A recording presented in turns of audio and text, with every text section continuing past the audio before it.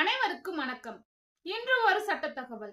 இன்றைய தகவலில் எல்லா வழக்குகளிலும் எதிரியை கைது செய்ய வேண்டுமா என்பதனை பற்றி இந்த காணொளியில் காணலாம். ஒரு குற்றவியல் வழக்குகளில் எல்லா வழக்குகளுக்கும் எதிரியை கைது செய்ய வேண்டிய அவசியமில்லை.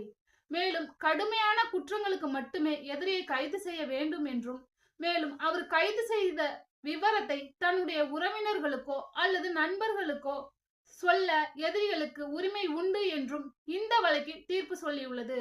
மேலும் கடுமையான குற்றங்கள், அதாவது மர்டர், ரேப் கேஸ் மற்றும் அரசுக்கு எதிரான குற்றங்கள் மற்றும் குழந்தைகளுக்கு எதிரான குற்றங்கள், பெண்களுக்கு எதிரான குற்றங்கள், இது போன்ற வழக்குகளை தவிர மற்ற வழக்குகளில் எதிரியை கைது செய்ய தேவையில்லை என்று மாண்புமிகு உச்சநீதிமன்றம் இந்த வழக்கில் தீர்ப்பு சொல்லியுள்ளது.